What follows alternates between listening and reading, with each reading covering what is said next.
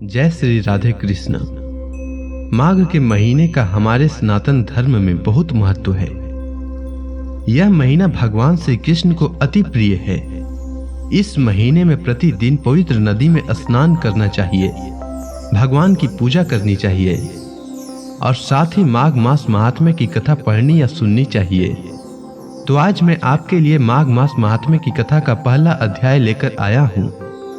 तो आइए सुनते हैं माघ मास महात्म्य की कथा का पहला अध्याय। एक समय श्री सूत जी ने अपने गुरु श्री व्यास जी से कहा कि गुरुदेव कृपा करके आप मुझसे माघ मास का महात्म्य कहिए, क्योंकि मैं आपका शिष्य हूँ। व्यास जी कहने लगे कि रघुवंश के राजा दिलीप एक समय यज्ञ के स्नान के पश्चात पैरों में जूते और सुंदर वस्त्र पहनकर शिकार की सामग्री से युक्त कवच और शोभायमान आभूषण पहने हुए अपने सिपाहियों से घिरे हुए जंगल में शिकार खेलने के लिए अपनी नगरी से बाहर निकले।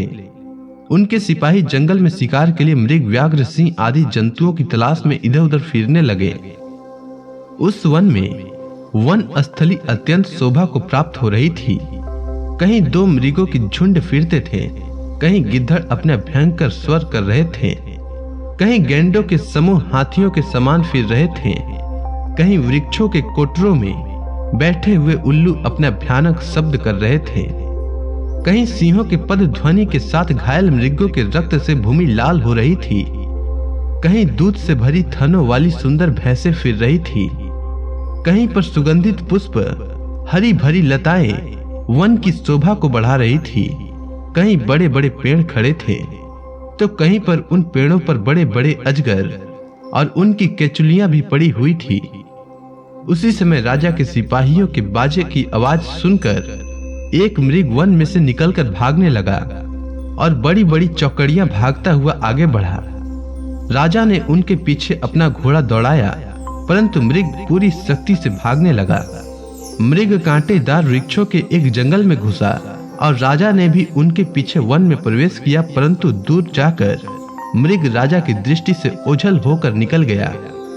राजा निर्जल वन में अपने सैनिकों सहित प्यास के मारे अति दुखी हो गया। दोपहर के समय अधिक मार्ग चलने से सैनिक थक गए और घोड़े रुक गए। कुछ देर बाद राजा ने एक बड़ा भारी सुंदर सरोवर देखा, जिसके किनारों पर घने वृक्ष थे। इसका जल सज्जनों के हृदय के समान स्वच्छ और पवित्र था। सरोवर का जल लहरों से बड़ा सुंदर लगता था। जल में अनेक प्रकार के जल जंतु, मछलियां आदि स्वच्छंदता से इधर उधर फिर रहे थी। दुष्टों के समान निर्दयी चित्त वाले मगरमच्छ भी थे।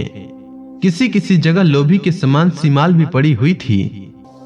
जैसी विपत्ति में पड़े हुए लोगों के दुखों को हरने वाले दानी पुरुष के समान यह सरोवर अपने जल से सभी को सुखी करता था।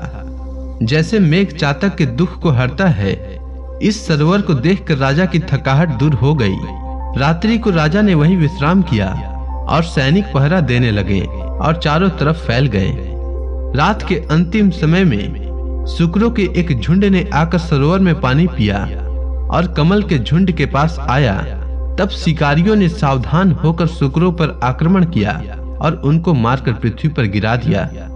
उस समय सब शिकारी कोलाहल करते हुए बड़ी प्रसन्नता के साथ राजा के पास गए और राजा प्रभात हुआ देखकर उनके साथ ही अपनी नगरी की तरफ चल पड़ा। जिसका शरीर तपस्या और नियमों के कारण बिल्कुल सूख गया था, जो मृग छाला और वल्कल पहने हुए था और नख, रोम तथा केश धारण किए हुए था। राजा ने ऐसे घोर तपस्वी को देखकर बड़े आश्चर्य से उनको प्रणाम किया और हाथ जोड़कर खड़ा हो गया। तपस्वी ने राजा से कहा कि हे राजन, इस पुण्य शुभ माघ में इस सरोवर को छोड़कर तुम यहाँ से क्यों जाने की इच्छा करते हो? तब राजा कहने लगा कि महात्मन, मैं तो माघ मास में स्नान के फल को कुछ भी नहीं जानता। कृपा करके आप विस्तार पूर्वक मुझको बताइए। तो इसी के साथ माघ मास महात्म्य की कथा का पहला अध्याय पूर्ण हुआ। तो प्रेम से बोलिए भगवान श्री कृष्ण की जय, विष्णु भगवान की जय, समस्त देवी देवताओं की जय, सनातन धर्म की जय।